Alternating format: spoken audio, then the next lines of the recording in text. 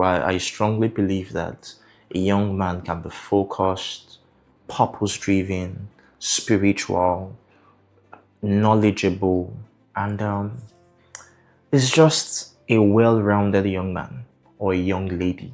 I strongly believe young people can be that way. So, finding your purpose and your assignment, practical guide, not some preachy thing, some preachy talk, but very, very practical guide on how a young lady, a young man, a young person out there can find out what their life is about.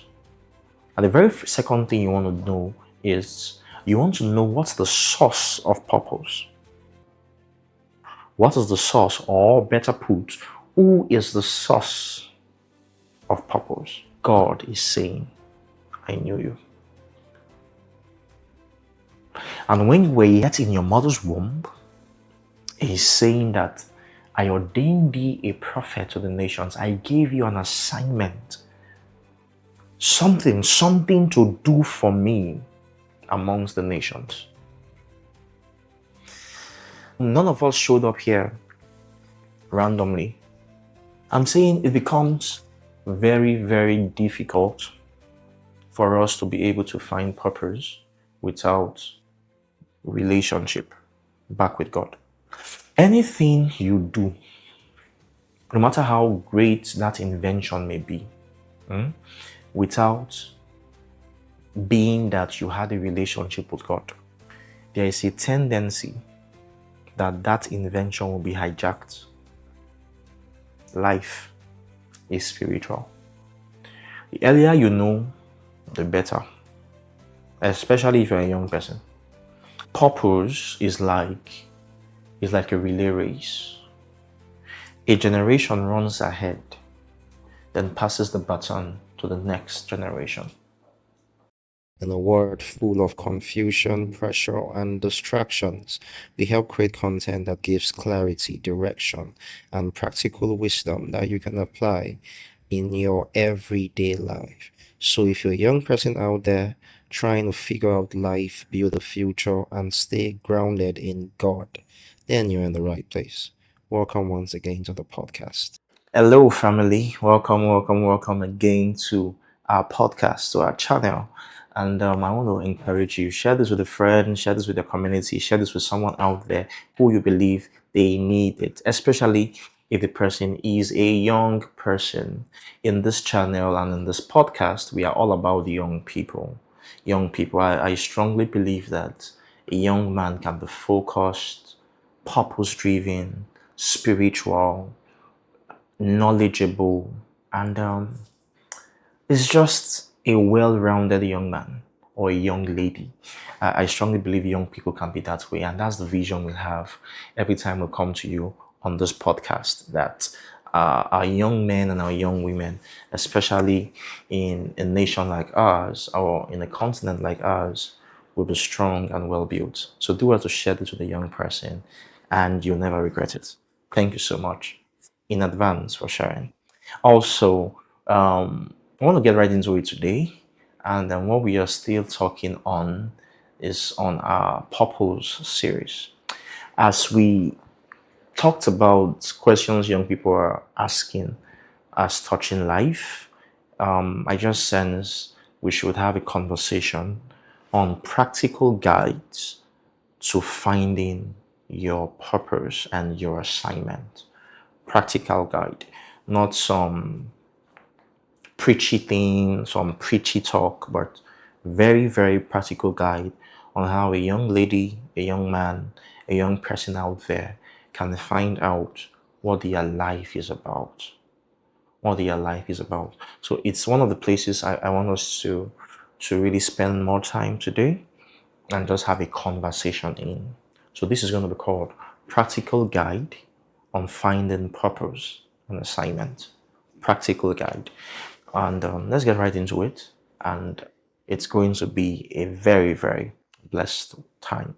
So basically, when it comes to your purpose and your assignment, the very first thing you need to understand, which we've done in our previous videos, you can go and check them out on live questions or questions young people are asking about life. That should be about part 2 or part 3. One of it. It's on the life series. So you can find it there. So we've done a very critical work in separating, defining, and understanding clearly what purpose is. And on this, our practical guide to this discovering purpose or finding out what your life should be about, the very first thing you want to do, number one, you want to know what is the meaning of purpose. Meaning, finding out what it even means to talk about purpose. What does it even mean to talk about an assignment? What does it even mean? Is the very first thing you want to do. That's your very first advantage. That's your very first work. What's the meaning of purpose? Very critical. So, which we have done in some of our past videos, you can check them out. And the very second thing you want to know is you want to know what's the source of purpose. What is the source, or better put, who is the source of purpose? Who is the source of purpose? And by the time we get into that conversation on who's the source of purpose, one of the things we find out critically is the fact that there's a scripture I love so much. There are 2 scriptures as touching this matter of purpose. So let me just quickly read them for you. So let's quickly get our Bibles. So basically, that should be Jeremiah chapter 1 and Galatians chapter 1. Is that okay? So let's do Jeremiah chapter 1 first. That should be from verse 5. Yeah. Are you still here? So Jeremiah 1:5. It's one of my favorite scriptures as touching the issue of purpose. Now, this is what it says in Jeremiah 1:5. It says that, let's start from verse 4. It says that, then the word of the Lord came to me, saying, before I formed you in the womb, I knew you. Before you were born, I sanctified you. I ordained you a prophet to the nations. Oh my God. Before you were formed in your mother's womb. Now, he was talking about before conception. Our source, God, is saying, I knew you. I don't know what your name may be, whether it's Ife, whether it's Bola, whether it's Michael, whether it's Christian, whether it's whatever your name may be. Before you were formed in your mother's womb, before you were conceived in your mother's womb, God is saying, I knew you. And when you were yet in your mother's womb, He's saying that I ordained thee a prophet to the nations. I gave you an assignment. Something to do for me amongst the nations. The good news is that this does not go for only Jeremiah. Let me show you another scripture, so that you just know it's not just for Jeremiah. So this should go for in Galatians chapter 1. Galatians chapter 1, same chapter 1. So let's read from verse 15. Galatians 1:15. So don't forget, the first one is Jeremiah 1:4 and 5. This is Galatians 1:15. It says that, but when it pleased God who had separated me from my mother's womb, and called me through his grace to reveal his Son to me, that I might preach him among the Gentiles, I did not immediately confer with flesh and blood. This is Apostle Paul speaking, that when it pleased the Lord to call me or sanctify me in my mother's womb, The reason why the issues of womb is being mentioned here is because we're talking about the source of purpose. Number one, understanding what purpose is. Number two, the source of purpose. Is simply because God is trying to make us see that purpose is not something that you discover based on the activities and everything you've done on the earth. Is not after you've entered earth, then you've done this, you've done that, you've done that. You're not thinking, oh, what's my purpose? No. It's trying to show you that purpose is your origin story. Like I said, that your name is Ifelda, is Bola. Same story about you. Same story about Jeremiah. Same story about Paul. Same story about you. Same story. God had ordained something for you even before you showed up and you started having consciousness. That's how deep purpose is. So purpose is not some cliche talk or some old school talk or some Christianese talk. No, no, it's not.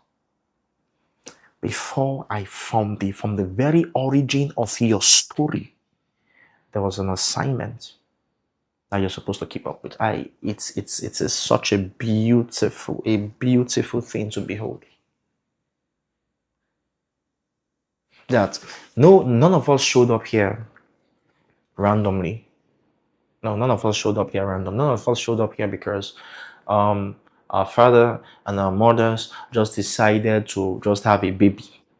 There are people who have been deciding to have babies, and this is with all love to them, not shaming anybody, who with all good intentions, they wanted to have children, but they've not been able to. Even though they have been engaged in everything a man and his wife should be engaged in.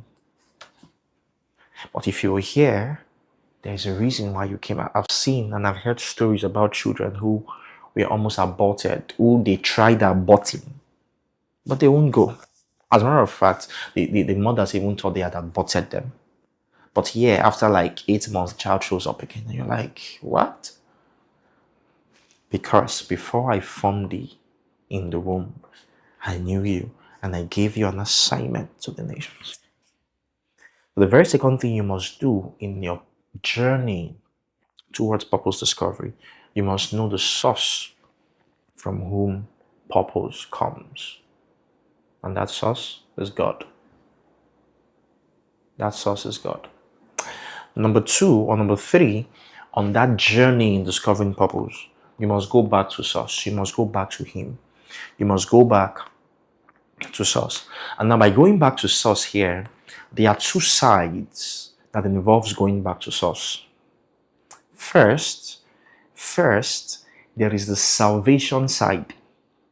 And I'm not going to even put water in my mouth and talk about that, or you want to shame me that he's being spiritual, is being Christian. It is the truth.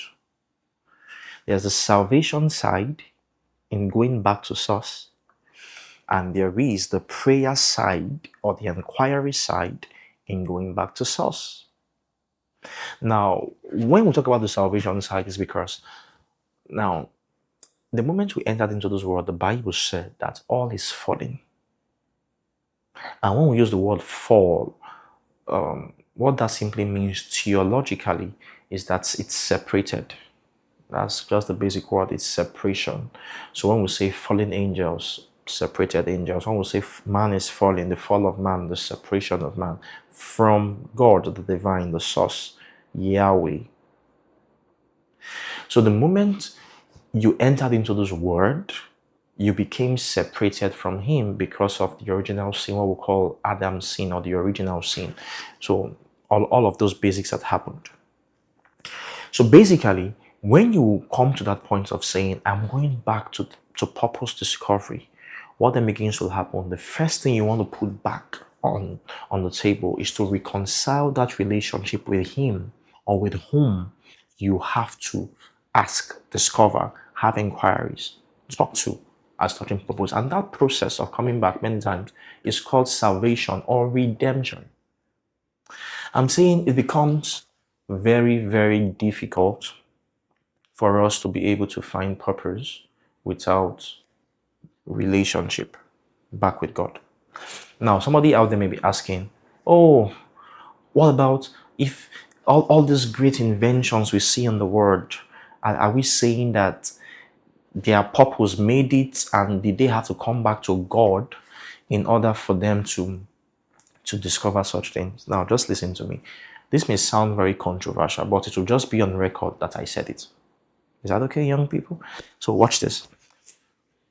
Anything you do, no matter how great that invention may be, without being that you had a relationship with God, there is a tendency that that invention will be hijacked. And they're going to be hijacked by dark forces. See, life is spiritual. I can't overemphasize that. I'm not going to put weight on it. Like I said, I'm just going to say it. Life is spiritual. The earlier you know, the better. Especially if you're a young person. Life is spiritual. So, but basically, because of that, you want to know that there are no neutral grounds. It's either forces in light is dominating or forces in darkness is dominating. But you see, there are no neutral grounds. If you create such a genius idea, a genius invention, and humans are it helps our lives as humans, we will praise you, we will thank you. But you see, it has the tendency for dark forces to hijack it. So that's why it's not like the invention is bad in itself. But when those forces, when they hijack it, they can do their biddings. So you see a very great invention, a very great technology, and yet it is making our children much more dull cognitively, or in other ways. It has its own side effects. What good is something when its side effect is far larger than its good effects? Like I said, I'll just put it out there. We don't have to argue. I'll just put it out there. It may sound controversial. So that is why it is critical that in your journey of purpose discovery, you go back to source in the means called salvation, through the means called salvation, and you reconcile that relationship. Then it's from that relationship, the fourth thing then happens. It's called prayers and inquiries.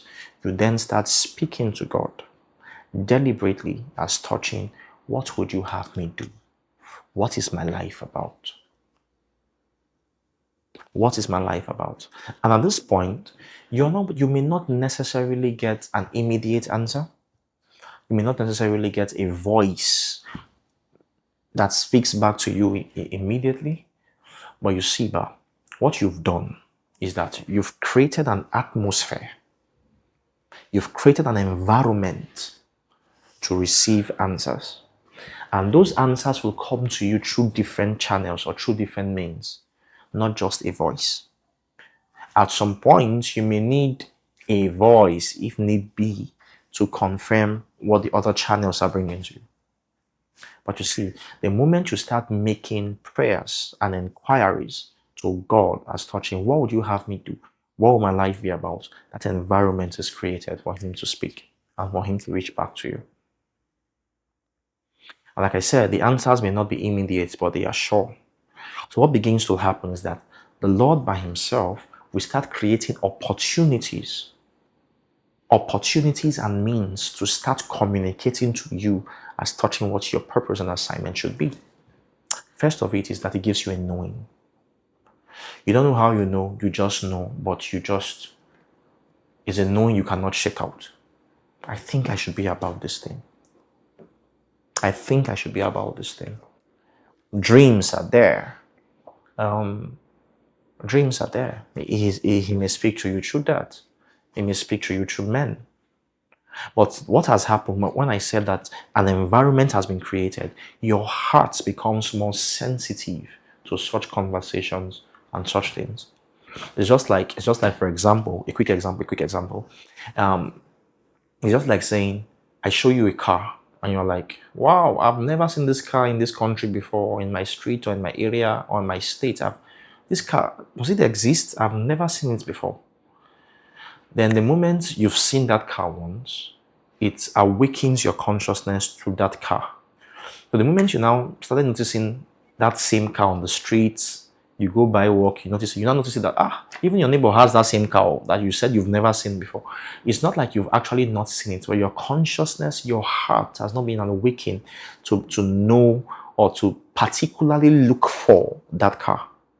Is the way purpose is. The moment you start making the prayers of inquiry or touching purpose, your heart is not awakened, is now awakened to specifically listen for it.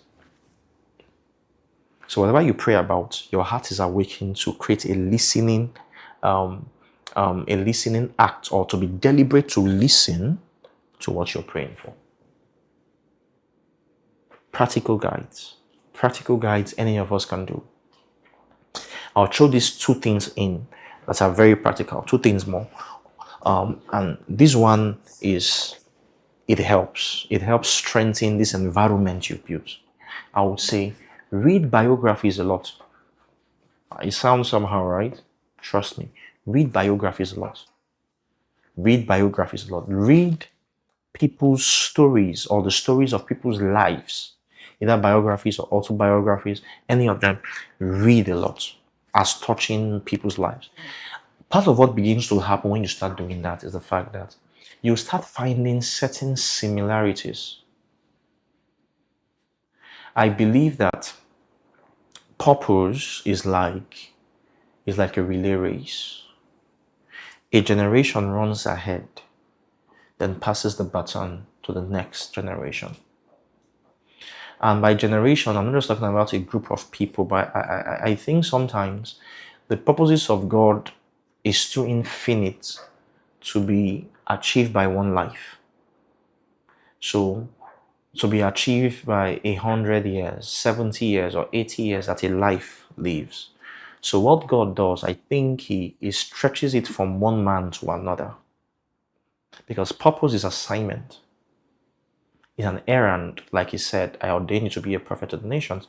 It's an errand that God sends a person on.